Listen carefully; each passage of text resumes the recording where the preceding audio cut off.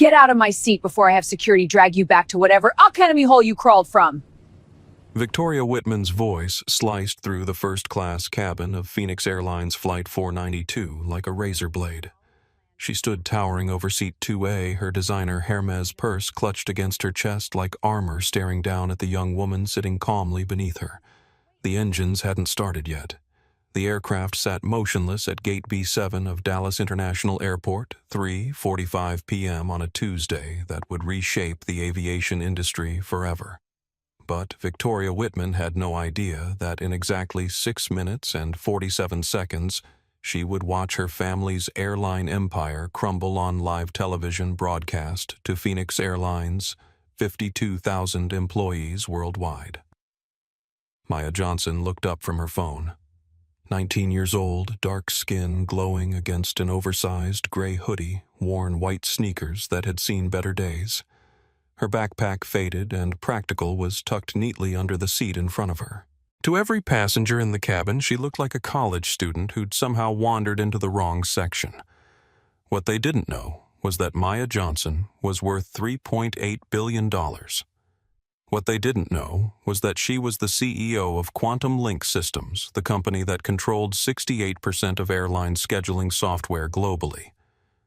What they didn't know was that with a single tap on her phone, she could ground every Phoenix Airlines aircraft in the sky. But Maya never announced her power. She simply held it quietly, like everything else in her life. "This seat is mine." Maya said, her voice calm and steady. She didn't stand up. She didn't raise her voice. She simply spoke the truth. Victoria's lip curled with disgust. "People like you don't sit in first class, sweetheart." The word sweetheart dripped with condescension, each syllable designed to cut. Before we dive deeper into this story that will shock you to your core, tell us, where are you watching from? Drop your city in the comments below. And if you've ever been told you don't belong somewhere you rightfully earned your place, hit that subscribe button. Stories like this need to be heard, and what happens next will remind you that quiet strength can move mountains. Now back to the confrontation that would change everything. The first-class cabin of Flight 492 was a study in luxury. Cream leather seats, polished wood accents, ambient lighting that cast a golden glow over everything. 24 seats total, each one costing more than most people's monthly rent. The kind of space where power players conducted business and celebrities hid from the world. Maya had earned her seat here, not because of her bank account, but because she'd booked it 3 weeks ago for a business trip to Phoenix. A quiet meeting with aviation executives who had no idea they'd be sitting across from the person who controlled their industry's backbone. Victoria Whitman, 28 years old, had never earned anything in her life. Daughter of Phoenix Airlines board chairman Robert Whitman, she lived in a world where doors opened because of her last name, where first-class seats were her birthright, where people who looked like Maya were invisible unless they were serving her drinks. Ma'am Victoria called over her shoulder, voice sharp and demanding. "Ma'am, we have a situation here." Sarah Mitchell hurried over, her flight attendant uniform crisp and pressed badge gleaming. 35 years old, 15 years with Phoenix Airlines, Sarah had learned to navigate the delicate politics of first-class passengers, especially when one of them was Victoria Whitman. "Miss Whitman." Sarah said, her voice immediately deferential. "How can I help you?" Victoria gestured at Maya like she was pointing out a spill. "This person is sitting in my seat. 2A. I always sit in 2A. Sarah's eyes darted between the two women. She reached for her tablet, fingers moving quickly. "Let me just check the seating chart." "Don't check anything," Victoria snapped. "I don't care what some computer says. That seat belongs to me." From his seat in 3C, Carlos Rivera looked up from his phone. 24 years old, Hispanic, wearing a simple button-down shirt and jeans. An aspiring journalist who'd saved for 3 months to afford this flight to Phoenix, where he hoped to land his first real reporting job. He watched the scene unfold with the instincts of someone who recognized injustice when he saw it. Carlos quietly opened Instagram, switched to live video, and hit record. "Yo, guys," he whispered to his phone. "Something's happening on my flight. Y'all need to see this." The live viewer count started at 0. Within 30 seconds, it climbed to 12, then 28, then 47. Miss Sarah said to Maya, her voice careful but firm, "Could I see your boarding pass, please?" Maya reached into her hoodie pocket and pulled out her phone. A few taps and her mobile boarding pass appeared on the screen. "Clear as daylight. Phoenix Airlines Flight 492, Seat 2A, First Class." Sarah blinked. That's correct. You're in the right seat." Victoria's face flushed red. "That's impossible. There must be some kind of error." "The system doesn't make errors like that," Sarah said carefully. "Then someone upgraded her." Victoria's voice rose, carrying across the cabin. Other passengers began to turn and stare. Some bleeding heart gate agent took pity on her and gave her my seat. Maya's hands remained folded in her lap. She'd been through this before. Not exactly this, but versions of it. The assumptions, the disbelief, the idea that someone who looked like her couldn't possibly belong in spaces like this. Her phone buzzed softly. A message from her assistant flight delayed 10 minutes. Phoenix board meeting moved to 7 p.m. All attendees confirmed. Maya almost smiled. The Phoenix Airlines board had no idea their largest software vendor was sitting in seat 2A being accused of theft. "Look," Victoria said, stepping closer to Maya's seat. "I don't know how you got that boarding pass, but this is first class. There are rules here, standards." The word standards hung in the air like poison gas. Carlos's live stream viewer count hit 127. Comments started flooding in. "What is happening? This is so messed up. Why is she being so nasty? That girl is just sitting there." Dr. Miguel Santos, sitting in seat 2C, lowered his medical journal. A surgeon at Dallas Methodist, he'd seen enough human behavior in high-stress situations to recognize prejudice when it was standing right in front of him. He reached for his phone. "Ma'am," he said quietly to Victoria, "she has a valid boarding pass. Maybe we could stay out of this." Victoria snapped. "This doesn't concern you." Dr. Santos's jaw tightened. He opened his phone's video camera and began recording. Jennifer Walsh, a business executive sitting in 1C, watched the scene with growing discomfort. She'd flown first class hundreds of times, but she'd never seen anything like this. The young woman in 2A hadn't said a single hostile word. She was just sitting there calm and dignified while Victoria Whitman made a fool of herself. You know what Victoria said, her voice getting louder. "I'm calling security. This is fraud, identity theft, something." She pulled out her phone, a gleaming iPhone Pro Max, in a case that probably cost more than Maya's entire outfit. Victoria's fingers moved quickly across the screen. "Daddy, it's me. I'm on the plane and there's been some kind of mix-up. Someone's sitting in my seat and what? No, I don't care if you're in a meeting. This is important." Maya closed her eyes for a moment. In her mind, she could hear her mother's voice from years ago when Maya was just a child facing her first taste of discrimination. "Baby girl Grace under fire builds character. Let them show you who they are, then show them who you are." Maya opened her eyes and looked directly at Victoria. "I paid for this seat. I have every right to be here." Victoria laughed, a harsh sound that echoed off the cabin walls. "You paid. With what, your student loan money?" The racist implications hung heavy in the air. Carlos's live stream had hit 342 viewers, and the comments were getting angrier. "This is straight up racist. Someone needs to stop this. Where are the other passengers? Why isn't anyone helping her?" Maya's phone buzzed again. This time it was an encrypted message from her security team. "Monitoring situation via flight manifest. Protocol Delta standing by. Awaiting your signal." Maya typed back quickly. "Maintain position. I've got this," Ma'am Sarah said, looking increasingly uncomfortable. "The boarding pass is legitimate. There's no error in the system." "Then change it," Victoria demanded.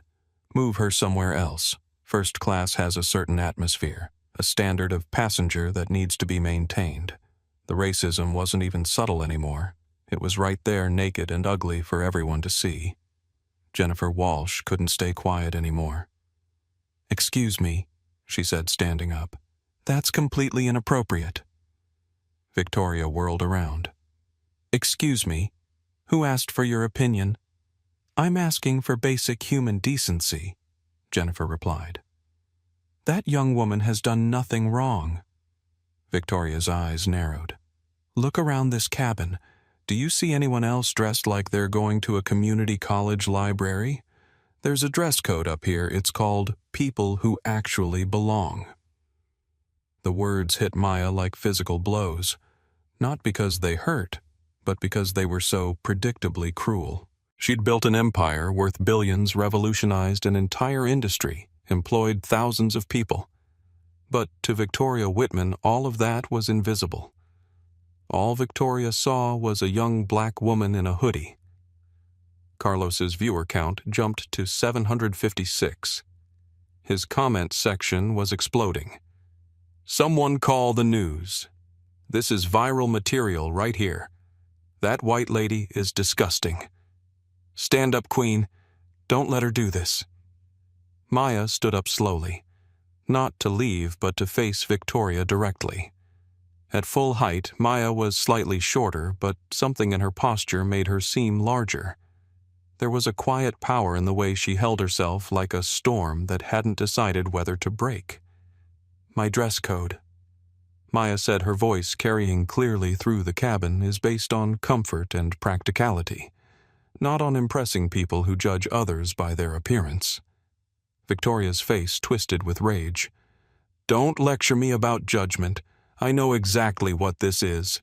You're trying to make some kind of statement. Film some viral video about discrimination so you can play victim on social media."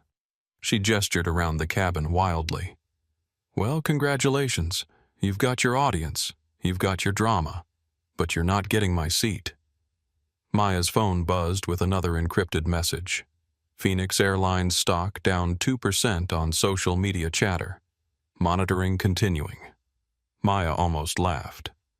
Quantum Link's AI systems monitored social media sentiment in real time, tracking how viral incidents affected client companies. The algorithm had detected Carlos's live stream and the growing hashtag #FirstClassFight and was already predicting market impact. Victoria didn't know that her tantrum was costing her family's company money by the minute. "You want to know what this is?" Maya said quietly. "This is me flying from Dallas to Phoenix for a business meeting. Just like you.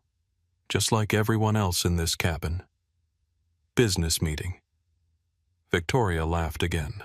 "What business? What company would hire someone who—" She caught herself, but the words hung in the air anyway. Someone who looked like Maya. Someone who dressed like Maya. Someone who wasn't white, wasn't wealthy, wasn't Victoria. Dr. Santos had seen enough. "That's it," he said, standing up. "I'm a physician, and I'm witnessing harassment of a passenger. This needs to stop." More passengers were standing now. The cabin was dividing into camps, those who supported Victoria's right to the seat, and those who recognized the situation for what it really was. Carlos's live stream hit 1,200 viewers. Someone in the comments had tagged major news outlets. CNN. "You need to see this. At ABC News. This is happening right now." Victoria looked around the cabin and realized she was losing control of the narrative. But she had one more card to play. The nuclear option. "My father," she said, her voice rising to ensure everyone could hear, "is chairman of Phoenix Airlines. One call from me and you'll never fly any airline again. Security will escort you off this plane in handcuffs if necessary."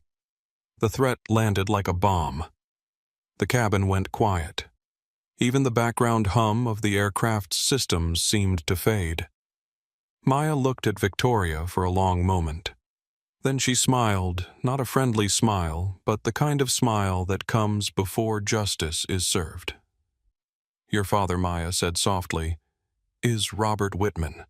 That's right. Chairman of Phoenix Airlines. Exactly. Maya nodded thoughtfully. The same Robert Whitman who's been desperately trying to schedule a meeting with my company for 6 months. Victoria blinked. What? The same Phoenix Airlines that pays my company $47 million annually for flight scheduling software. The color began to drain from Victoria's face. The same software, Maya continued, her voice growing stronger, that I could disable with a single phone call, grounding every Phoenix Airlines aircraft in the sky. Victoria's mouth opened, but no words came out. Maya pulled out her phone and opened an app. The screen displayed a simple interface, Quantum Link Systems Executive Dashboard. At the bottom, in red letters, Emergency Protocol Delta 7. My name, Maya said loud enough for the entire cabin to hear, is Maya Johnson.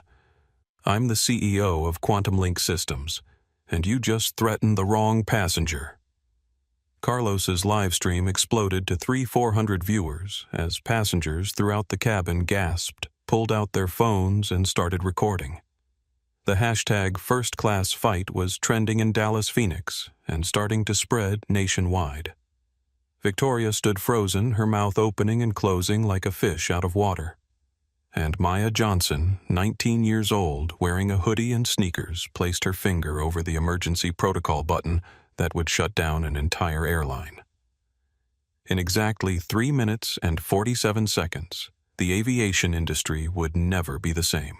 Maya Johnson's finger hovered over the emergency protocol button as silence filled the first-class cabin. Around her, passengers held their breath, phones raised, cameras recording.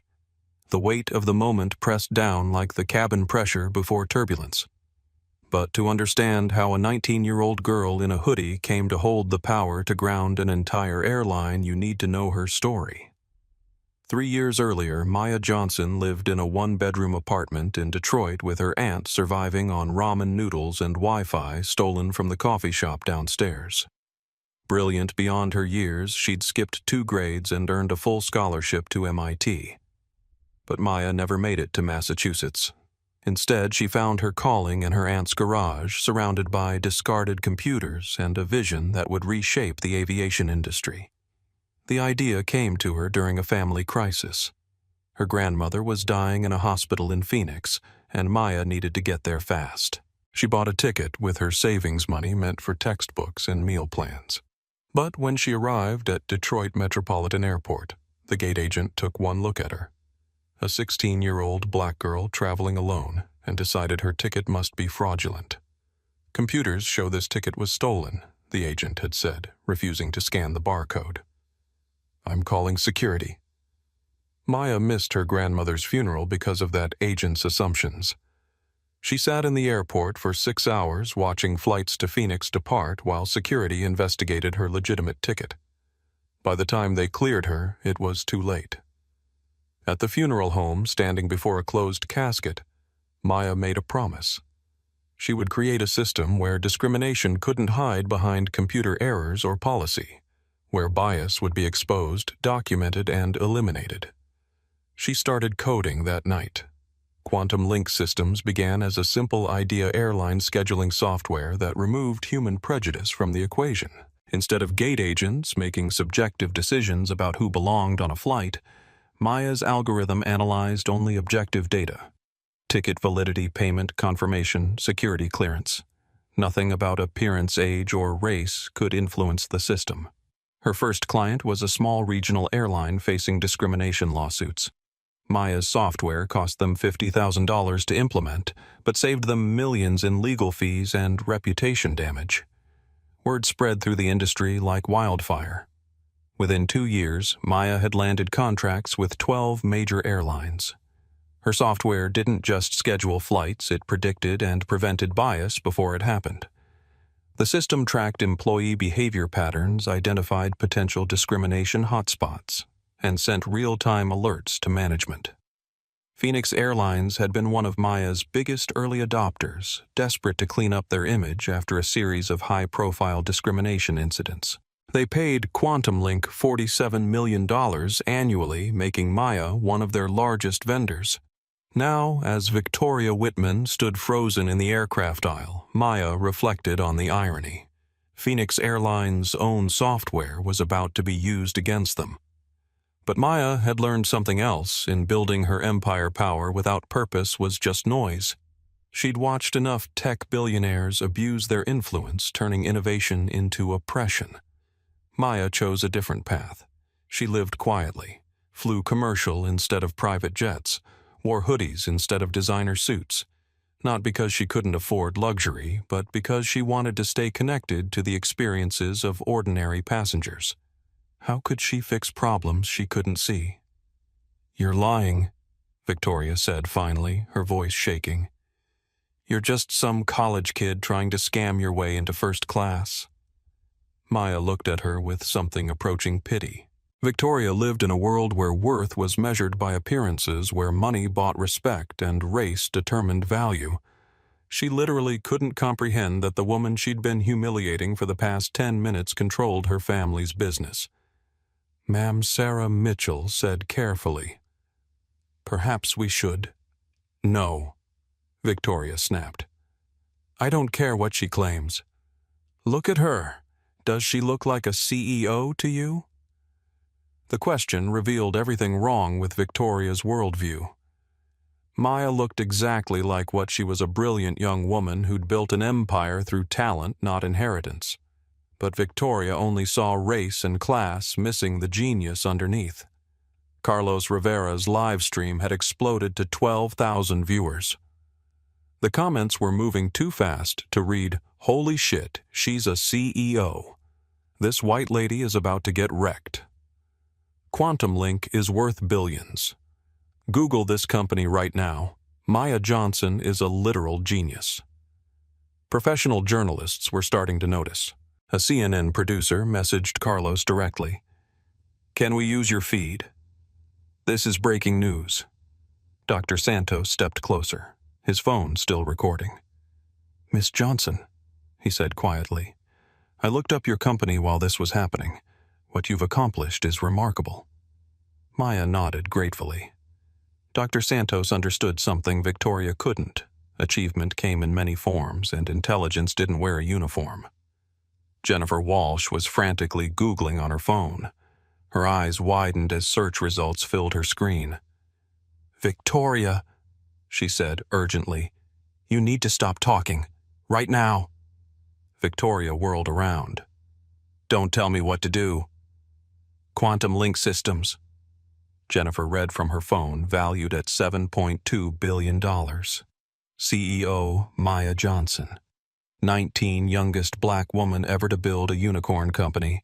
Featured on Forbes Under 30 list, Time Magazine, Person of the Year shortlist. She looked up at Victoria with horror. "You just racially harassed one of the most powerful people in the aviation industry."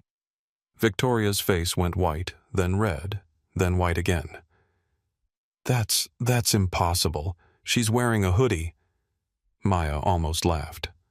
"Victoria, I'm curious about something. What exactly do you think CEOs look like?"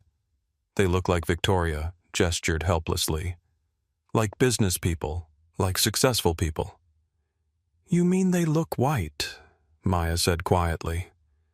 The words hung in the air like an indictment. Victoria opened her mouth to deny it, but everyone in the cabin knew Maya was right. Maya's phone buzzed with a message from her CFO. Stock mentions spiking 400%. Bloomberg wants comment. "How should we respond?" Maya typed back. "Monitor only. Let it play out." She looked around the cabin at the passengers recording, posting, sharing. In the old days, incidents like this happened in darkness. Victims had no proof, no witnesses, no way to fight back. But social media had changed the game. Now bias was documented in real-time broadcast to the world, impossible to deny or cover up. "The thing is," Victoria Maya said, her voice carrying clearly through the cabin, "I didn't come on this plane to start a fight. I came to attend a business meeting with your father's company. A meeting where Quantum Link was planning to expand our contract with Phoenix Airlines by another $50 million annually." Victoria's eyes went wide with realization. Maya continued. I was going to Phoenix to discuss integrating our new bias detection software across all Phoenix Airlines customer service touchpoints. Gates check-in counters, flight crews. The technology would have prevented incidents exactly like this one. The irony was devastating. Phoenix Airlines was about to pay Maya to solve the very problem Victoria had just created. But now, Maya said, glancing at her phone, I'm wondering if Phoenix Airlines is really committed to change, or if this is just who they are. Carlos's live stream hit 18,000 viewers. First class fight was trending nationally. News outlets were picking up the story. Phoenix Airlines' stock price was starting to move. Dr. Santos cleared his throat. As a witness to this incident, I want to say that Miss Johnson has shown remarkable restraint. Anyone else would have lost their temper 10 minutes ago. Maya smiled at him. Grace under fire builds character. My mother taught me that. Your mother sounds wise, Dr. Santos replied. She was. She died when I was 17. Car accident on her way to my high school graduation. Maya's voice softened. She never got to see what I built, but I know she'd be proud of how I handle moments like this. The personal details shifted the entire energy in the cabin. This wasn't just a business story anymore. It was human, real. A young woman carrying her mother's lessons into spaces that tried to exclude her. Jennifer Walsh stood up again. Victoria, you need to apologize, right now. I'm not apologizing to Victoria, began. To one of the most successful entrepreneurs of her generation, Jennifer interrupted. To someone your own family's company desperately needs as a business partner? To a woman you racially profiled based on her clothes? Victoria looked around the cabin desperately. Every face stared back with judgment, disappointment, or outright disgust. She was completely alone. This is insane, Victoria muttered. She's 19. She can't be running some billion-dollar company. Maya pulled out her business card. Simple, white, elegant. Just her name and title. Maya Johnson, CEO, Quantum Link Systems. She held it out to Victoria. Victoria stared at the card like it might bite her. Age is just a number, Maya said. Bill Gates started Microsoft at 19. Mark Zuckerberg launched Facebook at 20. I revolutionized airline software at 16. What have you accomplished lately, Victoria? The question was devastating in its simplicity. Victoria had never built anything, never created anything, never earned anything on her own merit. She was 28 years old, and her only qualification was her last name. Maya's phone buzzed again. Her head of security, Phoenix Airlines board chairman, requesting emergency call. Should we patch you through? Maya typed back. Tell Robert Whitman I'll speak with him after his daughter learns some manners. The message was polite, but the implication was clear. Maya held all the cards now. Carlos whispered to his live stream. Y'all, this is history happening. This girl just flipped the entire power dynamic of this flight. Comments flooded in. Maya Johnson is my new hero. This is what real power looks like. She's handling this like a boss. Victoria is done for. Phoenix Airlines stock about to crash. Victoria made one last desperate play. Security, she shouted toward the front of the aircraft. I need security. This passenger is threatening me. A collective gasp went up from the cabin. The accusation was so obviously false, so transparently manipulative that it backfired immediately. Dr. Santos stepped forward. As a witness, I can state definitively that Miss Johnson has not threatened anyone. She's been nothing but professional while you've been verbally abusive for the past 15 minutes. Other passengers began speaking up. She never threatened you. You're the one making threats. This is ridiculous. Someone needs to stop this. Maya watched Victoria self-destruct with a mixture of sadness and inevitability. This was what happened when privilege met accountability.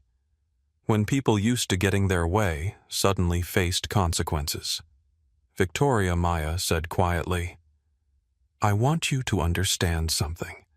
I don't want to hurt your family's company. I don't want to destroy anyone's career. I just want to travel from Dallas to Phoenix in the seat I paid for without being harassed because of my race. Her voice grew stronger. But if you keep pushing this, if you keep escalating, I will respond accordingly. And my response capabilities are significantly more substantial than yours. The threat was gentle but unmistakable. Maya Johnson had the power to ground Phoenix Airlines entirely. Victoria Whitman had the power to throw tantrums. Victoria's phone buzzed. A call from Daddy. She answered immediately. Victoria. Where are you? I just got a call from our head of communications. Something about a viral video. Our stock is moving. Victoria looked around the cabin at the cameras, the live streams, the passengers recording her meltdown. She looked at Maya Johnson sitting calmly in seat 2A with the quiet confidence of someone who'd earned her place in the world. And Victoria Whitman, for the first time in her privileged life, realized she was completely, utterly, and publicly powerless. The countdown continued 2 minutes and 13 seconds until Maya Johnson changed the aviation industry forever. Victoria Whitman gripped her phone so tightly her knuckles went white. Her father's voice crackled through the speaker, demanding answers she couldn't provide without admitting what she'd done. Daddy, there's been a misunderstanding, Victoria began. Victoria, talk to me.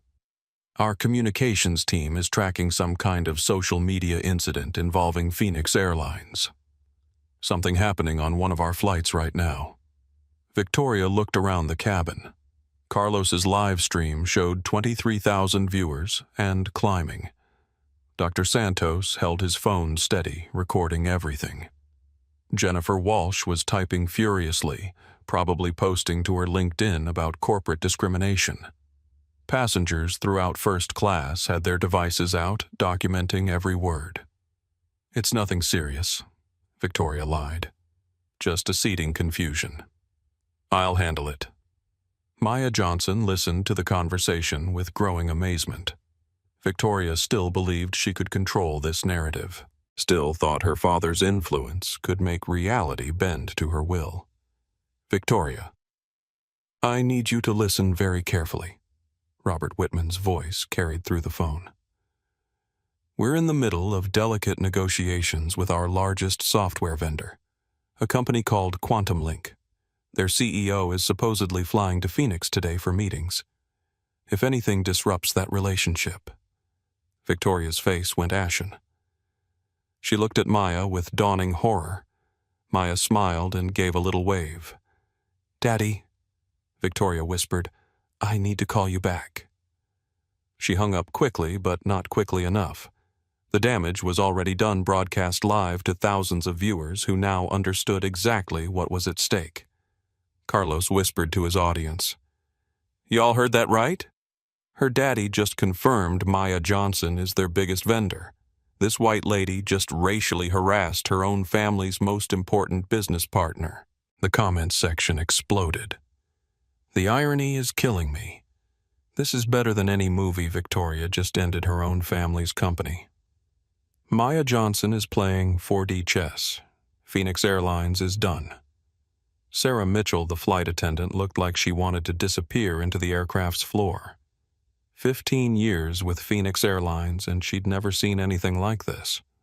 Corporate policy was clear: treat all passengers with respect, especially in first class. But Victoria Whitman was the chairman's daughter, and Sarah knew crossing the Whitman family could end her career. Miss Johnson, Sarah said carefully, I apologize for any confusion.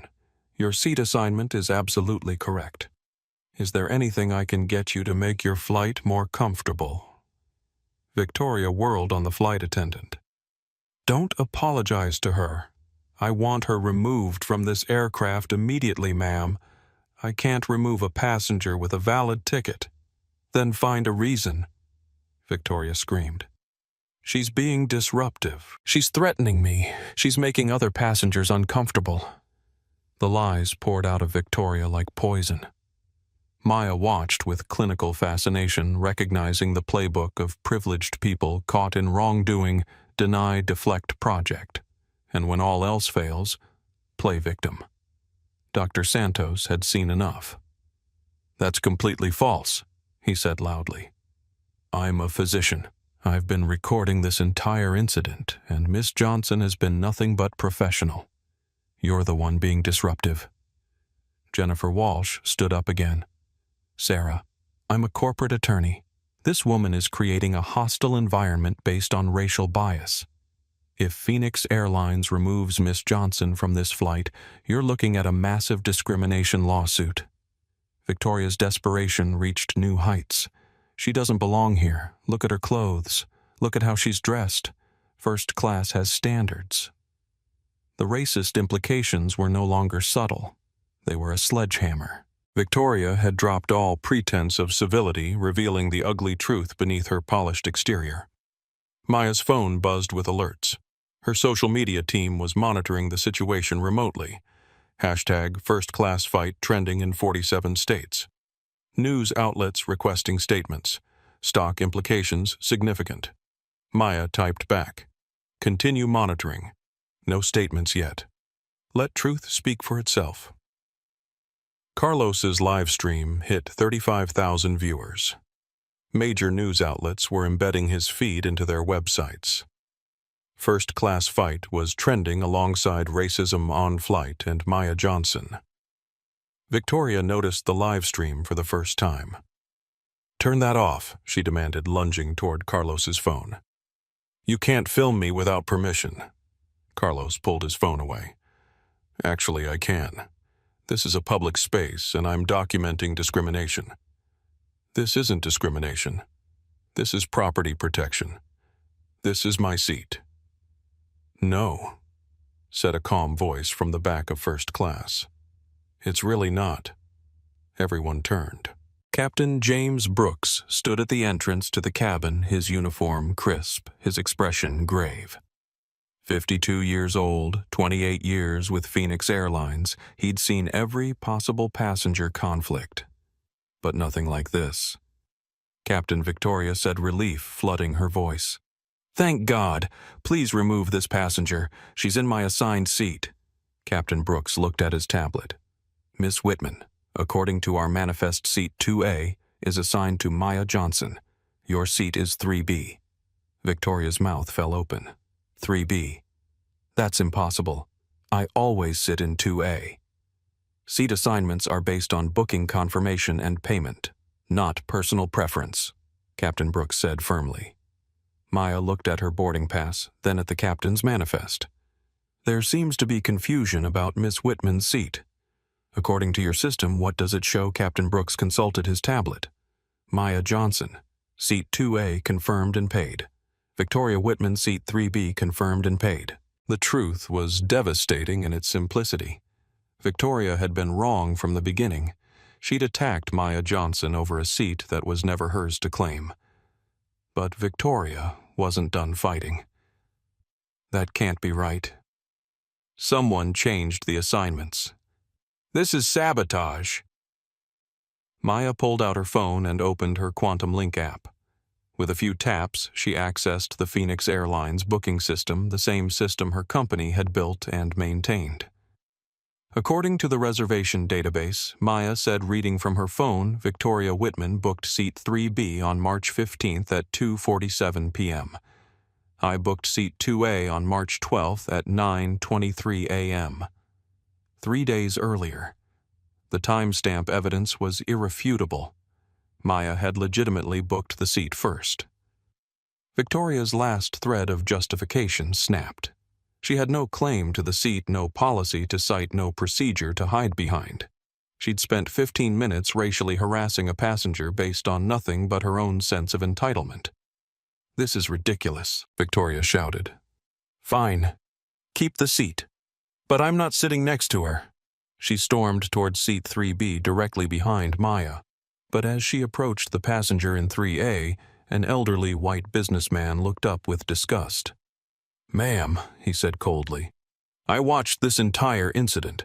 I'd prefer not to sit next to someone who thinks it's acceptable to treat other passengers the way you just did.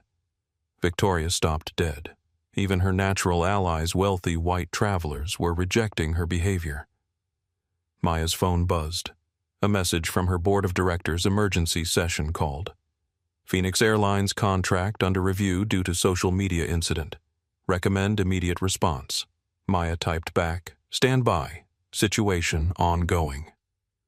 The business implications were becoming clear.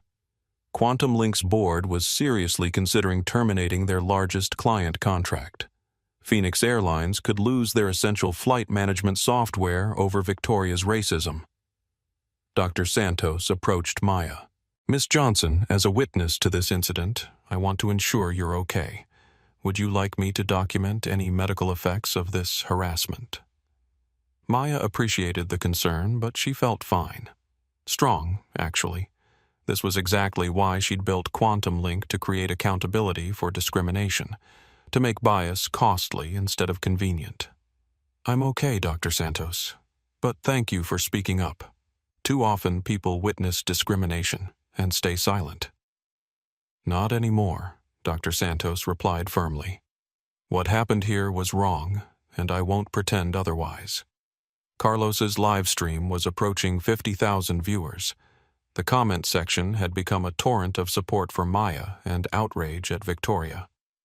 Maya Johnson is handling this with such grace. This is what strength looks like. Victoria is the worst kind of privileged racist.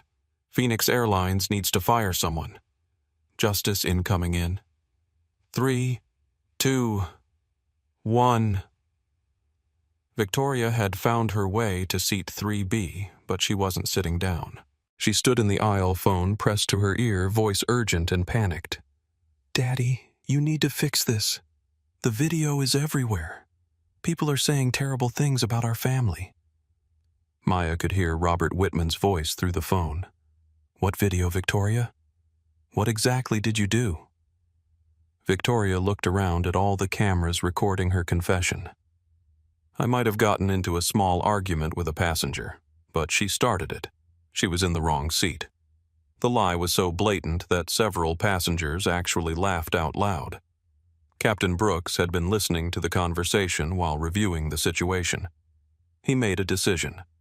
Miss Whitman, he said formally, based on what I've witnessed and the passenger complaints I've received, I need to inform you that your behavior is in violation of Phoenix Airlines passenger conduct policy. Victoria's face went pale. You can't be serious. Harassment of fellow passengers based on race is grounds for removal from the aircraft. I never mentioned race, Victoria protested. Jennifer Walsh pulled out her phone and started playing back a recording.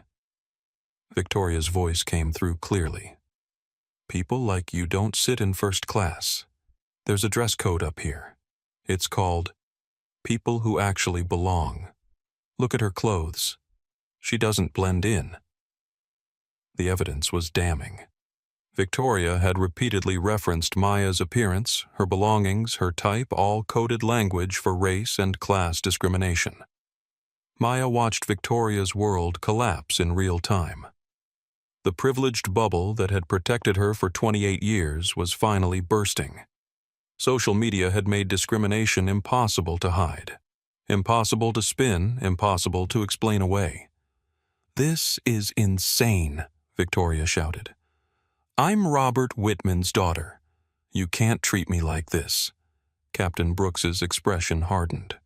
Miss Whitman, your father's position doesn't give you the right to harass other passengers. If anything, it makes your behavior more disappointing. Maya's phone buzzed with another message from her security team. Phoenix Airlines stock down 7% in after-hours trading. Media requests at 200 plus and climbing. Recommend statement soon. Maya stood up slowly. The entire cabin watched her movement, sensing that something significant was about to happen. Captain Brooks. Maya said clearly, I appreciate your intervention, but I think it's time to resolve this situation completely. She looked around the cabin at all the recording devices, all the witnesses, all the evidence of what had transpired. My name is Maya Johnson. I'm the CEO of Quantum Link Systems. and I'm about to ground this aircraft. Maya raised her phone, opened the emergency protocol Delta 7 interface, and placed her finger over the activation button. In approximately 90 seconds, she announced every Phoenix Airlines flight in the sky will receive a mandatory return-to-gate order. Not because I'm angry, not because I want revenge, but because this incident has revealed that Phoenix Airlines has a corporate culture problem that requires immediate attention.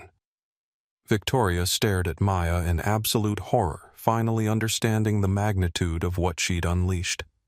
Carlos's live stream exploded past 60,000 viewers as Maya Johnson prepared to shut down an entire airline over a stolen seat and the racism that tried to justify it. The countdown reached its final phase, 47 seconds, until the aviation industry changed forever. Maya Johnson's finger hovered over the emergency protocol Delta 7 button as memories flooded back. The weight of this moment, a young black woman about to ground an entire airline, carried the echoes of every injustice that had shaped her journey. Suddenly, she was 16 again, standing in Detroit Metropolitan Airport, watching her grandmother's funeral end without her. October 15th, 2021. Detroit Metropolitan Airport. The gate agent, a middle-aged white woman with tired eyes and bureaucratic authority, looked at Maya's ticket like it was contaminated. Computer shows this was purchased with a stolen credit card. That's impossible. 16-year-old Maya had said, her voice shaking but determined. I saved for 3 months to buy this ticket. It's my grandmother's funeral. Honey, I've been working here for 12 years. I know fraud when I see it. The agent's voice dripped with condescension. A teenager with a one-way ticket to Phoenix paying cash. That's textbook suspicious activity. Maya had pulled out her ID, her bank statements, even her grandmother's obituary from the Detroit Free Press. None of it mattered. The agent saw a young black girl traveling alone and made assumptions that destroyed Maya's chance to say goodbye. Security arrived 2 officers who treated Maya like a criminal instead of a grieving granddaughter. 6 hours of investigation, while flights to Phoenix departed every 30 minutes. By the time they cleared her, the funeral was over. Maya stood in the airport bathroom afterwards, staring at her reflection in the harsh fluorescent lighting. Her grandmother's voice echoed in her memory. Baby girl, when the world tries to break you, you build something stronger in the broken places. That night in her aunt's garage, Maya began coding the system that would eventually become Quantum Link. Present day, Phoenix Airlines Flight 492. Maya. Dr. Santos's gentle voice brought her back to the present. Are you all right? Maya blinked, realizing she'd been lost in memory for several seconds. Around her, the cabin remained frozen in tension, cameras recording passengers holding their breath. I'm fine, Maya said softly, just remembering why this matters. Victoria Whitman was on the phone with her father, her voice a panicked whisper. She's threatening to ground our entire airline. You have to stop her. Robert Whitman's voice carried through the phone. Victoria? Who exactly are you talking about? Some girl Maya Johnson. She claims she's Maya Johnson. Robert Whitman's voice shifted from confusion to alarm. Victoria, please tell me you didn't do anything to upset Maya Johnson. I just asked her to move to the correct seat. She was Victoria. The roar through the phone made several passengers jump. Maya Johnson is the CEO of Quantum Link Systems. We pay her company $47 million annually. Without her software, our entire flight operation shuts down. Please tell me you were polite to her. Victoria's face went white as fresh snow. Daddy, she whispered, I think I made a mistake. Maya almost felt sorry for her. Almost. But Maya remembered every passenger who'd been removed from flights due to computer errors, every family separated by algorithmic bias, every person denied basic dignity because they didn't look right to someone in authority. December 2022, Maya's first $1 million deal. You're telling me this software can completely eliminate discriminatory booking practices? The CEO of Midwest Regional Airlines had been skeptical. A 53-year-old white man in a $5,000 suit talking to an 18-year-old black woman in jeans and a t-shirt. Not eliminate, Maya had corrected. Expose. My system doesn't prevent bias, it makes bias impossible to hide. She'd demonstrated how Quantum Link tracked every decision, every override, every computer error that removed legitimate passengers from flights. The pattern recognition was devastating. Minority passengers were 340% more likely to experience glitches that cost them their seats. When your employees can't hide their prejudice behind technology, Maya had explained, they tend to behave better.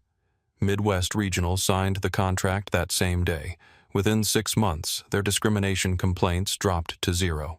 Not because they'd eliminated bias, but because they'd made bias costly. Present day. Phoenix Airlines Flight 492. Maya's phone buzzed with an encrypted message from her CTO emergency board meeting in session. News media camping outside headquarters. Bloomberg, CNN, Wall Street Journal, all requesting statements. How do you want to handle, Maya typed back. Let them wait. Truth, first spin, never. Carlos's live stream had reached 78,000 viewers. The hashtag #FirstClassFight was trending worldwide. Comments poured in faster than anyone could read. Maya Johnson is a legend. This is how you handle racism in 2024. Phoenix Airlines is finished. Victoria thought she could hide behind Daddy ground the plane. Ground the plane. Captain Brooks approached Maya's seat, his expression grave. Miss Johnson, I need to ask, are you actually planning to activate that emergency protocol? Maya looked at him thoughtfully. Captain, in your 28 years with Phoenix Airlines, how many incidents like this have you witnessed? More than I care to admit, he said honestly. And how many times has anyone faced real consequences? Captain Brooks was quiet for a long moment. Not nearly enough. That's why this matters, Maya said. Systems don't change until the cost of staying the same becomes unbearable. Victoria had finished her phone call with her father. She approached Maya's seat, her designer confidence replaced by desperate fear. Look, Victoria said, her voice shaking. Maybe we got off on the wrong foot. I was having a bad day and I might have said some things.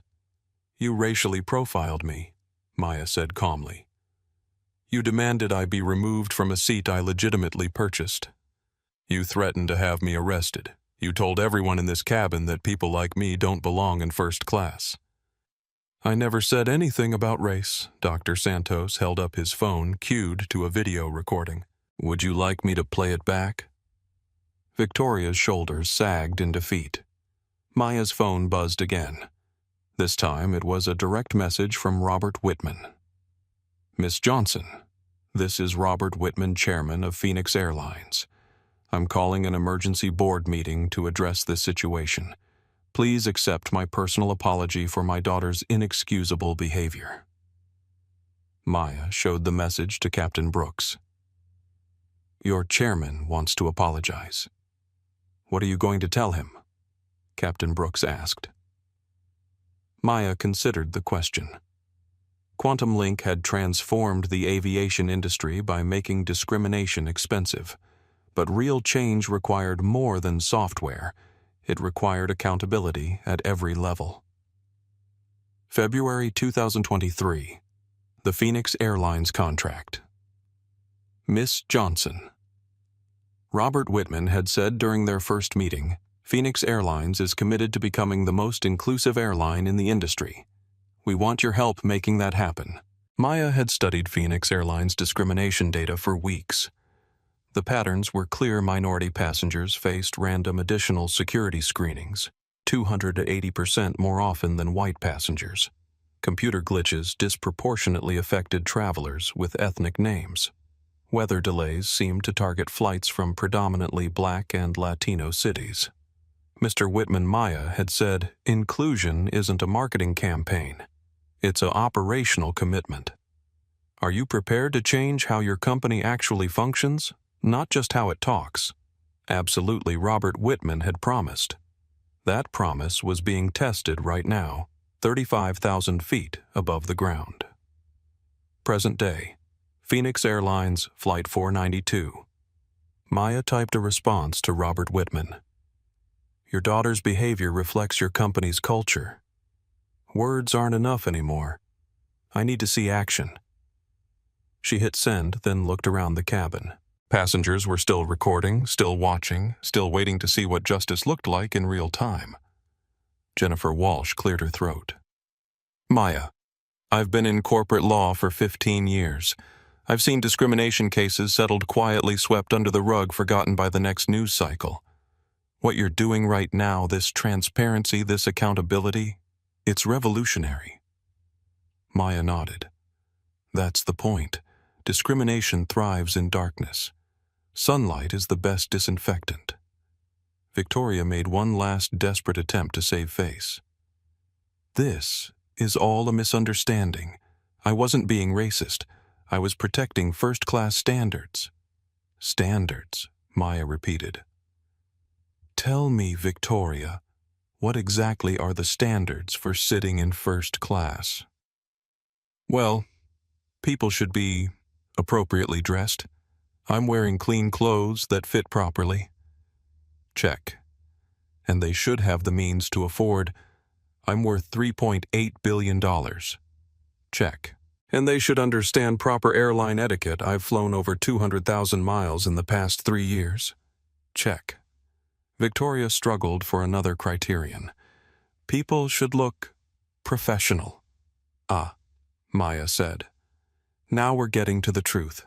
I should look like your definition of professional, which means what exactly Victoria couldn't answer without revealing her racism explicitly. Maya's phone buzzed with another message from her security team FAA monitoring situation, requesting explanation for potential emergency protocol activation. Maya smiled. Even the Federal Aviation Administration was paying attention. The stakes were rising by the minute. You know what Victoria, Maya said, standing up slowly? I'm going to teach you something about power. Real power doesn't announce itself with designer clothes and family connections. Real power builds systems that outlast individual prejudice. She gestured around the cabin. Every person here is recording this moment. In 1 hour, this video will have 1 million views. In 24 hours, Phoenix Airlines will be a case study in how not to treat customers. Your father's company will spend years rebuilding trust you destroyed in 15 minutes. Victoria began to cry not from sadness, but from the dawning realization of what she'd unleashed. But here's what you don't understand, Maya continued. I don't want to destroy your family's company. I want to save it. From people like you. Maya looked at her phone one more time. Emergency Protocol Delta 7 waited for her decision. With one tap, she could ground 847 aircraft, strand hundreds of thousands of passengers, and cost Phoenix Airlines tens of millions of dollars. Or she could choose a different kind of justice. Maya looked directly into Carlos's live stream camera, knowing her words would reach millions of viewers around the world. Change doesn't come from punishment, she said clearly. It comes from accountability. Let's see if Phoenix Airlines is ready to be accountable. Her finger moved toward the emergency protocol button as the entire aviation industry held its breath. 37 seconds until everything changed. Maya Johnson's finger touched the emergency protocol Delta 7 button. The screen lit up with a warning message. Caution. This action will ground all Phoenix Airlines aircraft worldwide. Confirm authorization code. Carlos's live stream hit 127,000 viewers. The comment section moved so fast it was just a blur of excitement and anticipation. News outlets had embedded his feed. CNN was preparing breaking news alerts. The Wall Street Journal was drafting headlines about the aviation industry's youngest CEO bringing down a major airline. Maya typed her authorization code MJ Quantum 2024 Justice. Authorization accepted, the screen displayed. Emergency Protocol Delta 7 ready for activation. All Phoenix Airlines aircraft will receive immediate return-to-gate orders. Estimated operational impact, $47 million per hour. Victoria Whitman watched the screen with growing horror. You can't be serious. You can't actually shut down an entire airline. Maya looked at her with something approaching pity. Victoria, you've spent the last 20 minutes learning what I'm capable of. Did you think I was bluffing? Captain Brooks received an urgent message on his communication device. He read it quickly, then looked at Maya with new understanding. Miss Johnson, I just received word from Phoenix Airlines Operations Center. They're asking me to personally ensure your comfort for the remainder of this flight. Maya almost laughed. They're scared. They should be. Captain Brooks replied honestly. Dr. Santos had been quietly documenting the entire interaction. Maya, as a physician, I have to say I've never seen anyone handle this level of harassment with such composure. You're demonstrating exactly the kind of leadership this industry needs. Jennifer Walsh nodded emphatically. I'm posting about this incident on LinkedIn. Corporate America needs to see what accountability looks like in real time. Maya's phone buzzed with a call from an unknown number. She looked at the caller ID Robert Whitman, Phoenix Airlines chairman. The cabin fell silent as Maya answered. Hello, Mr. Whitman? Robert Whitman's voice was strained, desperate. Miss Johnson, first let me apologize personally and on behalf of Phoenix Airlines for my daughter's inexcusable behavior. Apology noted, Maya said coolly.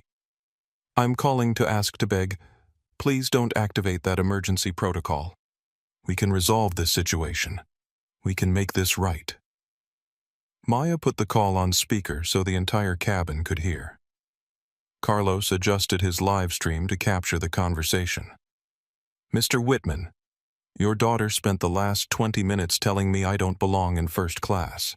She demanded I be removed from the aircraft. She threatened to have me arrested. She told 150,000 people watching live that people like me aren't welcome on your airline. Robert Whitman's voice broke slightly. I know. I've been watching the live stream. Victoria's behavior is unacceptable and doesn't represent Phoenix Airlines' values. Doesn't it? Maya asked pointedly.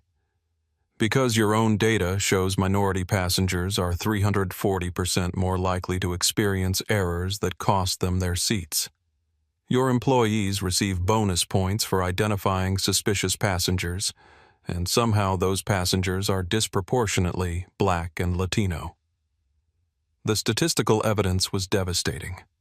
Maya had access to every piece of data Phoenix Airlines had tried to hide. We're addressing those issues, Robert Whitman said weakly. When Maya demanded, You've been addressing them for 18 months. How many more passengers need to be humiliated while you're addressing them? Victoria tried to grab the phone from Maya. Daddy, she's trying to destroy our company. She's threatening us. Maya pulled the phone away easily. Mr. Whitman, your daughter is still lying. I haven't threatened anyone. I've simply informed them of my capabilities. Carlos's live stream audience was going wild.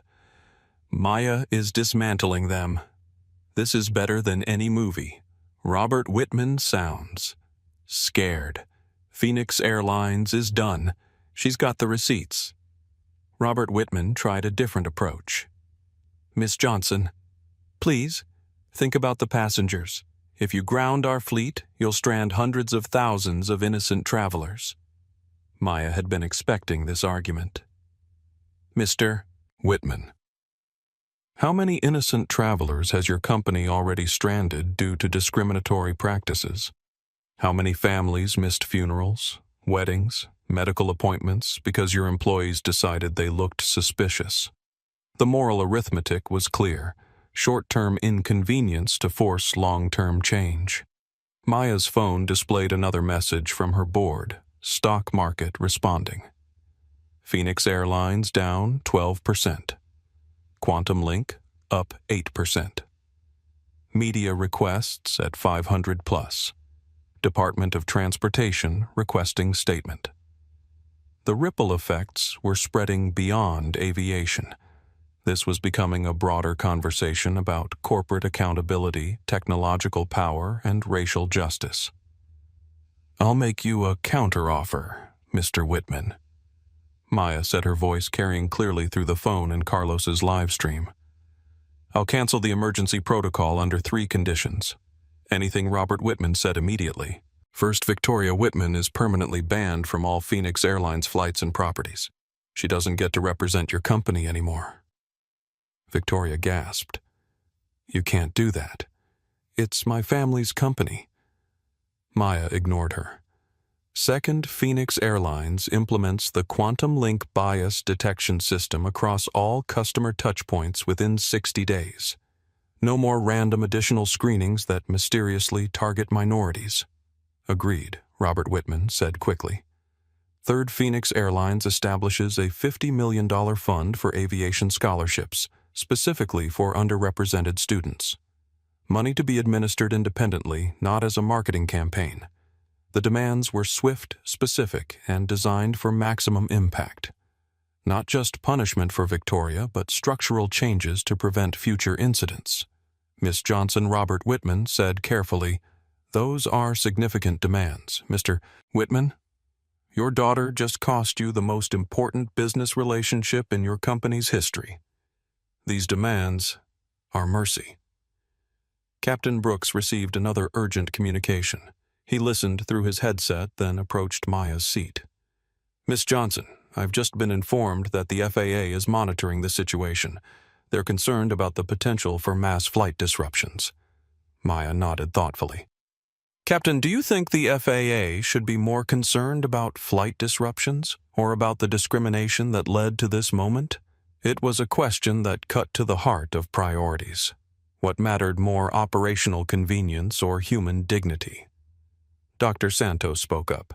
"If I may, the medical research is clear discrimination causes measurable psychological harm. The stress Maya experienced during this harassment has actual physiological effects. This isn't just about hurt feelings, it's about health and safety," Jennifer Walsh added. "From a legal perspective, what we witnessed here violates multiple federal anti-discrimination laws. Maya would have grounds for a substantial lawsuit if she chose to pursue it." The expert testimonies were building a case in real-time broadcast to hundreds of thousands of viewers. Maya looked at her phone screen. Emergency Protocol Delta 7 was still ready to activate. One tap would ground 847 aircraft, making international headlines and sending shockwaves through the industry. But Maya had learned something in building Quantum Link: the most powerful move isn't always the most dramatic one. "Mr. Whitman," she said into the phone, "I'm going to give you a choice. You have 60 seconds to accept my 3 conditions. If you do, I'll cancel the emergency protocol and we'll continue this conversation after we land in Phoenix." "And if I don't accept?" Robert Whitman asked. Maya smiled grimly. "Then in 61 seconds, every Phoenix Airlines flight in the world receives a mandatory return-to-gate order. Your stock price crashes. Your operations shut down. And you spend the next 6 months explaining to shareholders why your daughter's racism was worth losing your largest vendor contract." The ultimatum was crystal clear. Robert Whitman could save his company by holding his daughter accountable, or he could watch everything burn for the sake of family loyalty. Carlos's live stream hit 200,000 viewers. First-class fight was trending globally. News outlets were preparing breaking news segments. 45 seconds, Mr. Whitman, Maya announced. Victoria was crying openly now, finally understanding the magnitude of what she'd unleashed. "Daddy, please. You can't let her destroy our family." Victoria Robert Whitman's voice was heavy with disappointment. "You destroyed our family the moment you decided to racially harass our most important business partner." 30 seconds. Maya continued the countdown. Dr. Santos leaned forward. "Maya, regardless of what he decides, I want you to know that watching you handle this situation has been inspiring. You're showing millions of people what strength under pressure looks like, 15 seconds. Jennifer Walsh held up her phone. I've got 23 colleagues watching this live stream. The legal community is going to study this case for years. 10 seconds. Victoria made one last, desperate plea. Maya, please. I'm sorry. I'll apologize publicly. I'll make it right. Maya looked at her steadily. Victoria, apologies don't undo 20 minutes of racial harassment broadcast to the world. Actions have consequences. 5 seconds.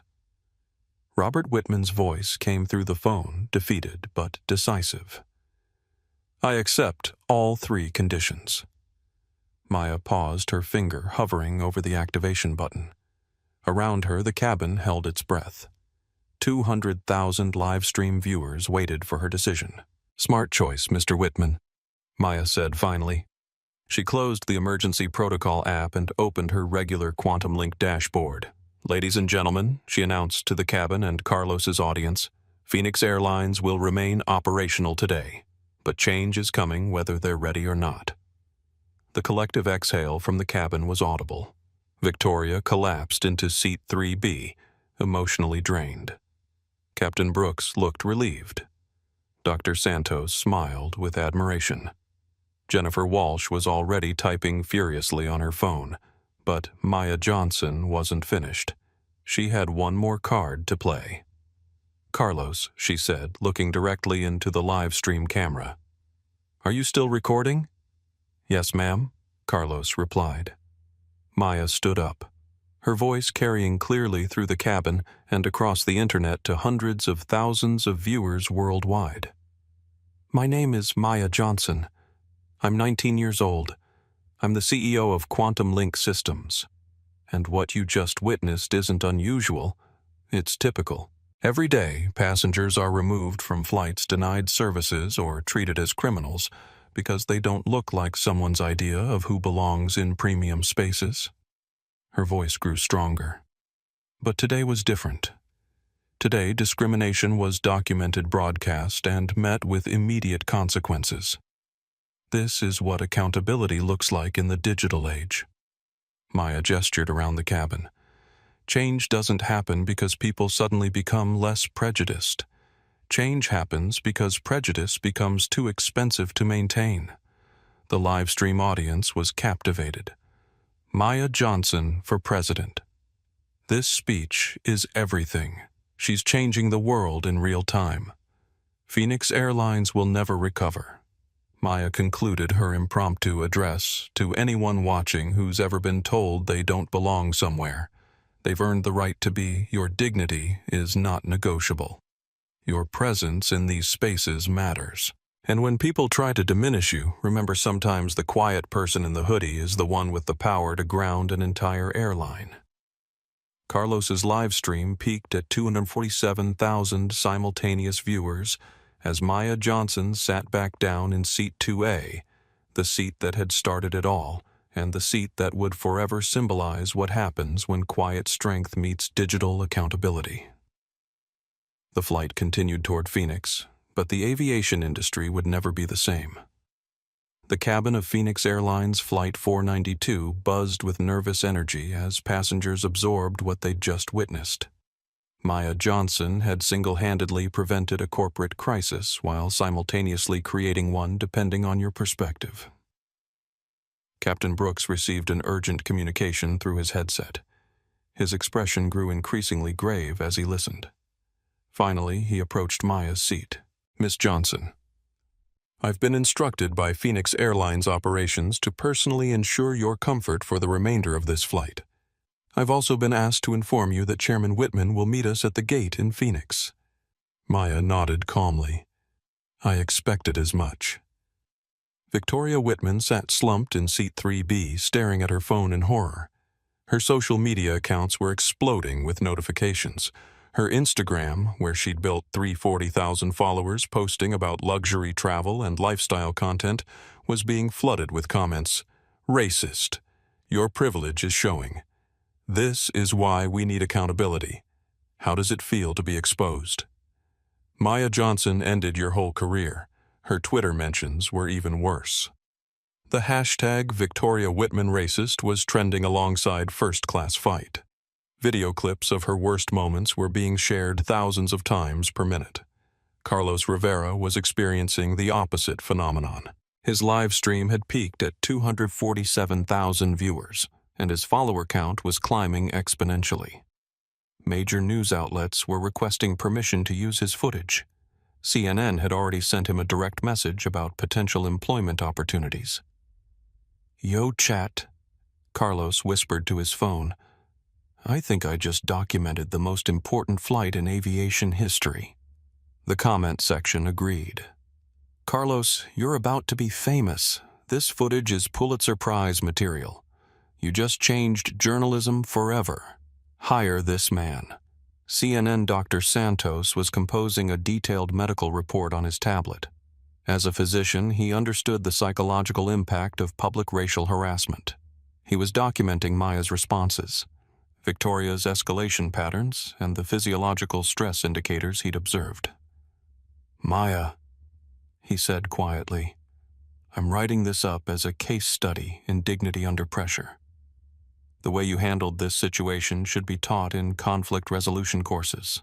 Jennifer Walsh was busy on LinkedIn, where her post about the incident was going viral in professional circles. "I just witnessed 19-year-old Maya Johnson, CEO of Quantum Link Systems, handle racial harassment with more grace and strategic thinking than most Fortune 500 executives manage in corporate crises.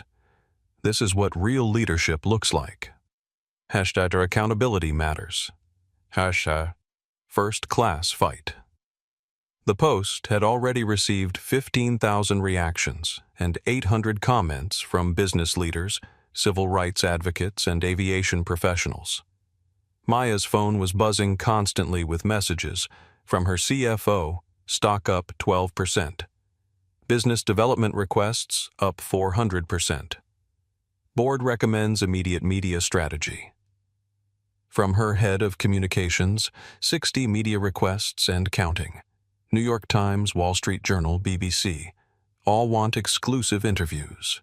How do you want to handle? From her personal attorney, outstanding work. Victoria Whitman's harassment was clearly documented. "You have grounds for substantial legal action if desired." Maya typed responses quickly. "No interviews today. Let the footage speak for itself. Monitor stock movement, but no statements until after Phoenix meeting. Legal action unnecessary. Public accountability achieved." She looked around the cabin, noting how the dynamic had completely shifted. Passengers who had initially been neutral observers were now actively supportive. The elderly businessman in 3A had moved to a different row entirely, stating he refused to sit near Victoria.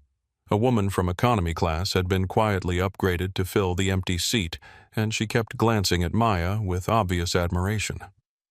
Sarah Mitchell, the flight attendant, approached Maya's seat with obvious nervousness.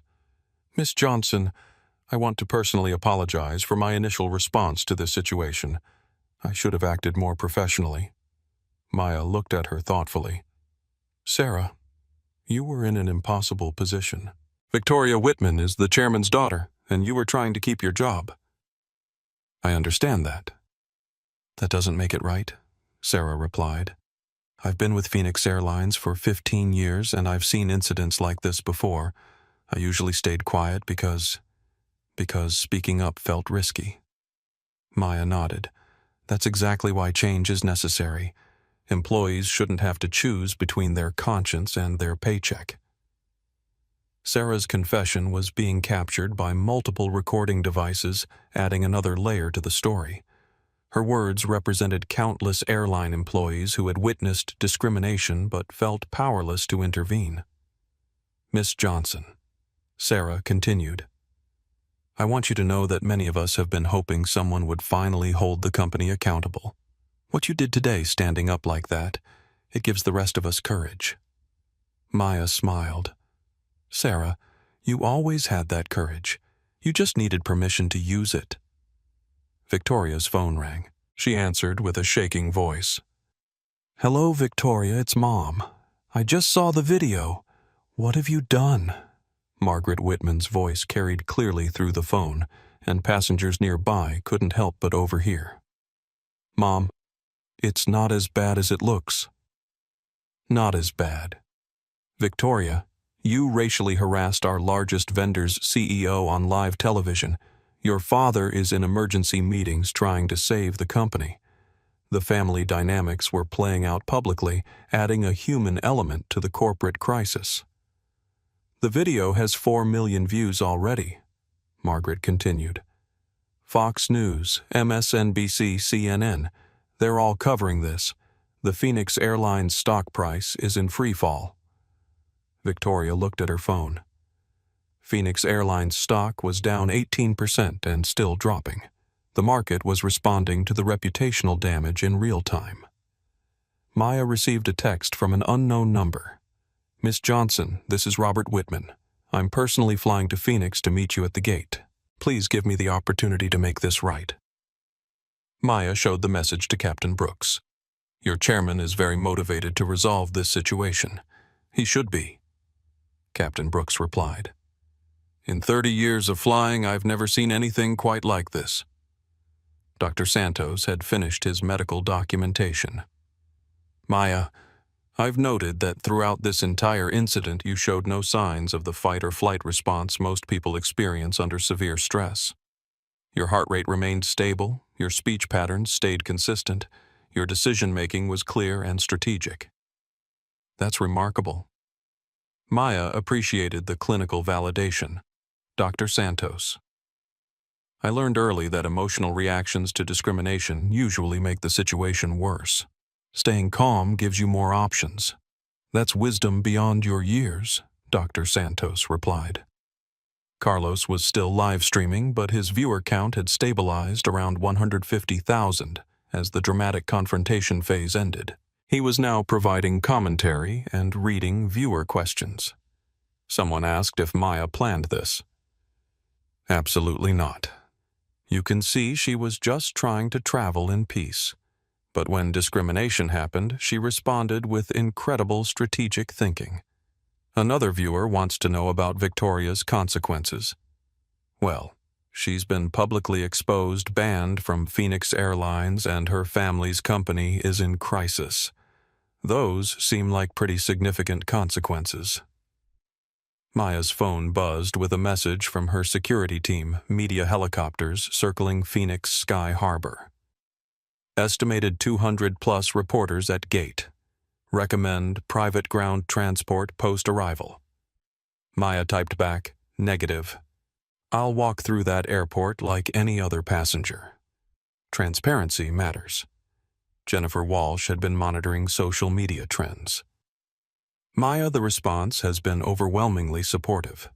I'm seeing solidarity posts from celebrities, civil rights leaders, tech executives.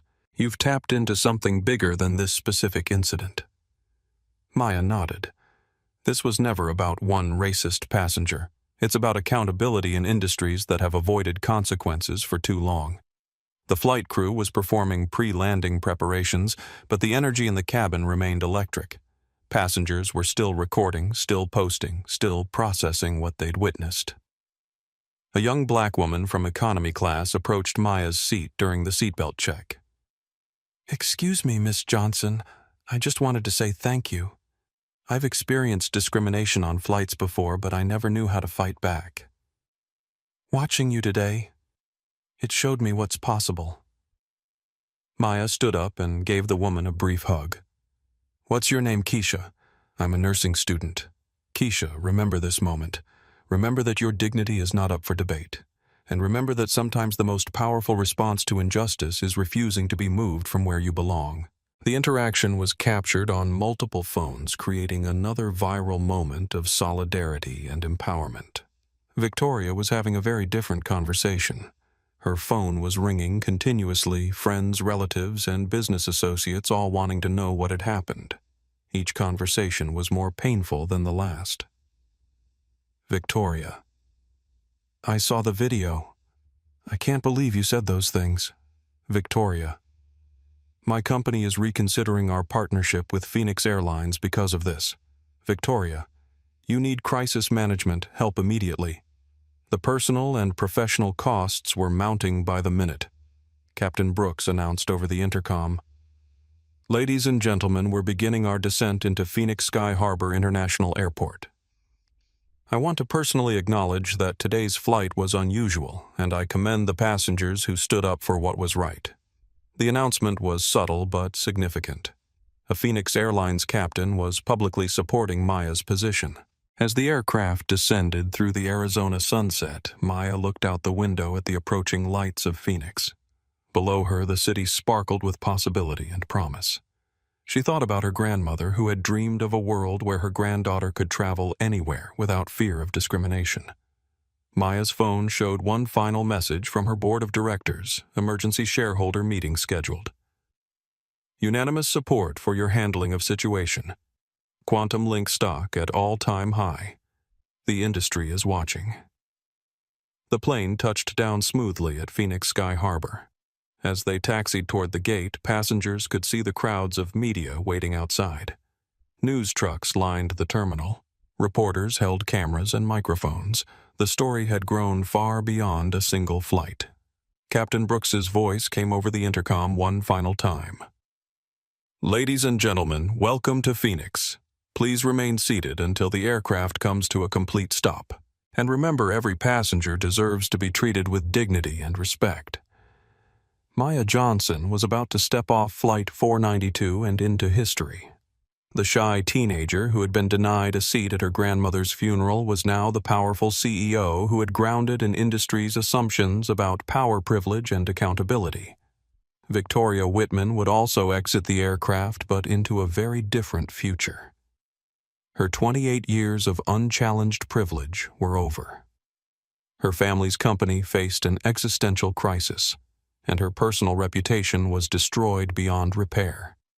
The doors opened, and the consequences of discrimination finally decisively came home to roost. 6 months after Flight 492, Maya Johnson stood at the gate of Phoenix Sky Harbor International Airport, watching passengers board another Phoenix Airlines flight. But everything was different now. The airline she was about to board bore little resemblance to the company that had nearly imploded on that viral Tuesday evening. Gone were the subtle, discriminatory practices, the random additional screenings, the mysterious computer glitches that somehow always affected minority passengers. In their place was an accountability structure that had become the gold standard for the aviation industry.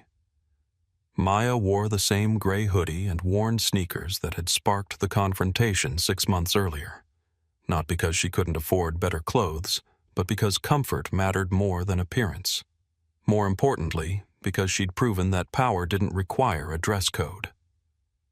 "Miss Johnson." A young voice interrupted her thoughts. Maya turned to see Amanda Rivera, 18 years old, wearing a crisp Phoenix Airlines uniform with first officer stripes.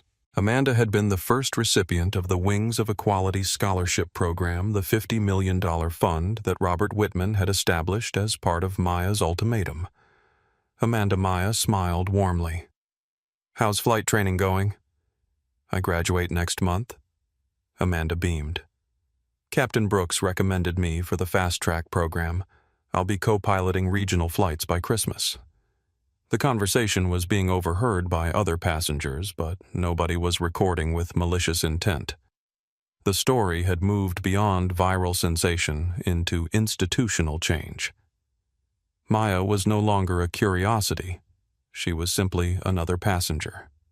"Miss Johnson," the gate agent said respectfully, "we're ready for early boarding. Your seat is prepared." Maya nodded and gathered her simple backpack. As she walked down the jet bridge, she reflected on everything that had changed since that confrontational evening. Robert Whitman had met Maya at the gate that Tuesday night, surrounded by media chaos and corporate crisis managers. His apology was public-specific and accompanied by immediate action. Victoria Whitman was not only banned from Phoenix Airlines, she had been quietly removed from all family business interests and enrolled in mandatory bias training. "Miss Johnson," he had said in front of rolling cameras, "my daughter's behavior was inexcusable and does not represent the values Phoenix Airlines strives to embody. We will implement every change you've requested, and more." The media frenzy lasted for weeks. Maya gave exactly one interview, a thoughtful conversation with Anderson Cooper, where she focused not on punishment, but on progress. Accountability isn't about revenge, she had told Cooper. It's about creating systems where discrimination becomes impossible to hide and too expensive to maintain. Within 90 days, 7 major airlines had implemented Quantum Link's bias detection system. The technology was remarkably simple. It tracked every passenger interaction, every random screening, every computer error that affected bookings. Patterns became visible immediately. The results were stunning. American Airlines discovered their random security screenings targeted Latino passengers 340% more often than statistical probability would suggest. Delta found that weather delays disproportionately affected flights from predominantly black cities. United realized their overbooking algorithms mysteriously selected minority passengers for removal at 3 times the expected rate. Each airline faced a choice: address the bias or lose their Quantum Link software contracts. Everyone chose change. Maya's company had grown from a $7 billion valuation to $12 billion in 6 months. Not because of the viral fame, but because discrimination detection had become essential for any company serving diverse customers. Victoria Whitman's fall from privilege had been swift and complete. Her social media influencer career evaporated overnight. Luxury brands canceled sponsorship deals. Travel companies revoked partnership agreements. Her trust fund remained frozen pending completion of bias training and community service requirements. But something unexpected had happened during Victoria's mandated volunteer work at a homeless shelter in downtown Phoenix. Stripped of her wealth and status, forced to interact with people she'd previously ignored, Victoria began to understand the human cost of the prejudice she'd weaponized. I spent 28 years believing I was better than other people, she had written in a public letter posted 6 months after the incident. I used my family's money and status as proof of my worth while diminishing others based on their appearance. I was wrong, and I'm committed to becoming better. The letter received mixed reactions. Many people remained skeptical of Victoria's transformation. Others praised her willingness to acknowledge fault. Maya herself had remained diplomatically quiet about Victoria's rehabilitation. Phoenix Airlines had become an accidental leader in industry reform. Robert Whitman, faced with potential corporate extinction, had embraced change with remarkable thoroughness. The airline now required quarterly bias audits for all customer-facing employees. Any staff member showing patterns of discriminatory behavior faced immediate retraining or termination. Promotion decisions included diversity metrics. Customer complaint patterns were analyzed for racial and ethnic bias. Most importantly, Phoenix Airlines had created an independent passenger advocacy office staffed by civil rights attorneys and empowered to investigate discrimination complaints in real time. Other airlines, watching Phoenix Airlines' successful transition, began voluntarily implementing similar programs. The industry was changing not because executives suddenly became more moral, but because bias had become a measurable business risk. Maya boarded Flight 847 to Los Angeles, where she would speak at a tech conference about algorithmic accountability. Her hoodie drew curious glances from passengers who recognized her, but the atmosphere was respectful rather than sensational. She settled into Seat 2A, the same seat designation that had sparked everything. The flight attendant, a middle-aged Hispanic woman named Rosa, approached with genuine warmth. "Miss Johnson, welcome aboard. Can I get you anything before takeoff? Just water, please. And Rosa, thank you for creating an environment where everyone feels welcome." Rosa beamed. "That's our job now. Really our job, not just our slogan." Maya opened her laptop and began reviewing her speech for tomorrow's conference. Her presentation was titled Digital Accountability: How Technology Can End Discrimination in Real Time. A passenger in Seat 1C leaned over an older black businessman who looked familiar. "Excuse me, you're Maya Johnson, right?" "From Quantum Link." Maya nodded politely. "I'm Marcus Williams, CEO of Williams Financial Group. I just wanted to say thank you. My daughter is 16 and she watched your video about 50 times. She's applying for computer science programs now because she saw what's possible when young women take control of technology. Maya smiled. That's wonderful. What's her name? Zara. She's brilliant like you. Then the industry better get ready for her, Maya replied. The conversation represented something profound. Maya's confrontation with discrimination had rippled outward, inspiring a new generation of young women, particularly women of color, to pursue technology careers. As Flight 847 took off, Maya noticed details that would have been impossible 6 months earlier. The cabin crew included 5 different ethnicities. The passenger manifest, which she could access through her Quantum Link app, showed statistical diversity that matched national demographics rather than historical airline patterns. More importantly, she observed interactions that reflected genuine respect rather than performative inclusion. When an elderly Sikh passenger requested assistance with his luggage, crew members helped immediately without additional screening questions. A young Muslim woman traveling with her infant received extra support without suspicious scrutiny. These weren't coincidental improvements. They were the result of training accountability systems and cultural change that started with consequences for discrimination. Maya's phone buzzed with a message from her CTO bias detection system, now live at 847 companies across 23 industries. Banking, healthcare, retail, education, all requesting implementation. Revenue projections revised upward 400%. The technology that had begun as airline discrimination prevention was transforming entire sectors of the economy. Banks were discovering that loan rejection algorithms disproportionately targeted minority applicants. Healthcare systems realized their diagnostic protocols contained gender and racial biases. Retail companies found their security protocols unfairly targeted customers of color. Each implementation created the same choice: address the bias or face public exposure. Discrimination was becoming too risky to maintain. As the flight reached cruising altitude, Maya opened her messages to find hundreds of notes from passengers, employees, and executives across the aviation industry. You gave me the courage to file a discrimination complaint against my airline. They're changing their policies now. Our company implemented your bias detection system. We discovered problems we never knew existed. Thank you. My daughter watched your video and decided to study computer science. She says she wants to build technology that helps people like you did. Maya didn't respond to every message, but she read them all. Each one reminded her that individual moments of courage could create lasting institutional change. 3 hours into the flight to Los Angeles, Maya began drafting her conference presentation. Her core message was simple but revolutionary. Technology can eliminate bias, but only if we have the courage to look at what the data reveals about ourselves. She wrote about the aviation industry's transformation, about the ripple effects across other sectors, about the next generation of diverse leaders entering technology fields. But mostly, she wrote about dignity.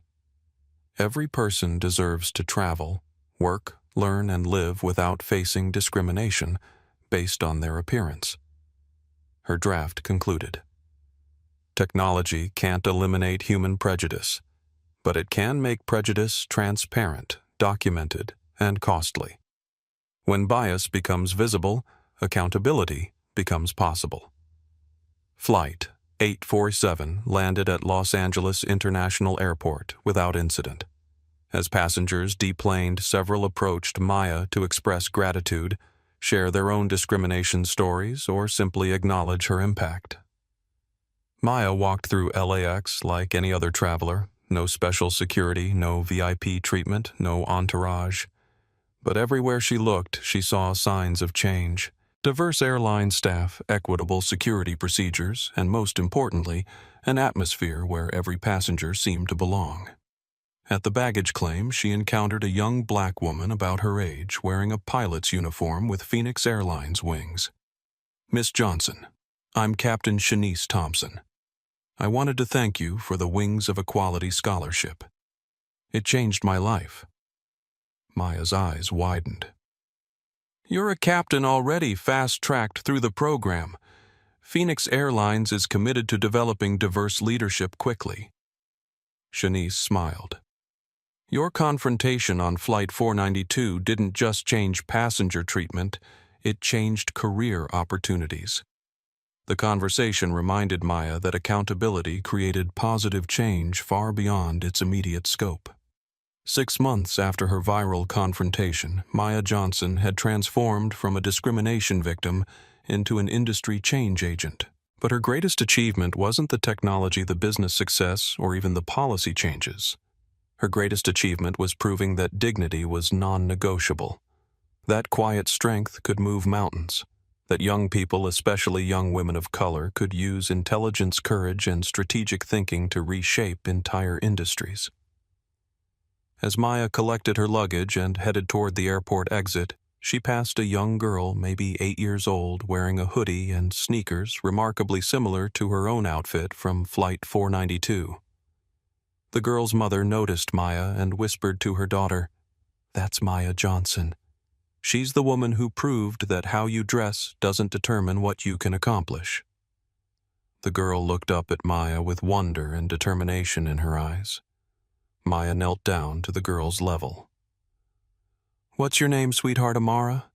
I want to be a CEO like you." Maya smiled gently. "Amara, you can be anything you want to be. And when people try to tell you that you don't belong somewhere, remember, your seat in life isn't determined by other people's opinions. It's determined by your own courage to claim what you've earned." The girl nodded seriously, absorbing the lesson. Maya stood up, shouldered her simple backpack, and walked into the Los Angeles afternoon. Behind her, the aviation industry continued its transformation. Ahead of her, a speech that would inspire the next generation of technologists working for justice. And somewhere above the clouds, passengers of every background traveled with dignity, protected by systems that made discrimination transparent, documented, and too expensive to maintain. The quiet girl in the hoodie had not just claimed her seat. She had ensured that every seat on every flight for every person would be treated with equal respect. The flight was over, but the journey toward justice had only just begun. If you have ever been pushed down, humiliated, underestimated, or treated as if you didn't belong, then Maya's story is proof that dignity can rise from the lowest place. A stolen seat became the birthplace of an entire movement, one that uplifted a new generation, healed old wounds, and reminded an entire industry that respect is not optional. From humiliation came courage. From injustice came reform. From cruelty came compassion. And from a single stolen seat came a future where every child, every passenger, every human being is treated with honor. That is the power of standing firm, of letting truth speak, of trusting that justice goes before you, even when the world pushes you back. Maya remembered this truth, and she didn't just reclaim her dignity, she rebuilt it into something greater. Your seat in life is not determined by the opinions of others. It is determined by the purpose and courage you carry within you. If this story moved your heart, inspired your courage, or reminded you of your own worth, don't forget to like this video, subscribe to our channel, and share this story with someone who needs to hear it. Hit that notification bell so you never miss our latest stories of courage, justice, and triumph. Your support helps us bring these important stories to light and reminds us all that change is possible when we have the courage to stand up for what's right. Thank you for watching, and remember, you belong wherever your courage takes you.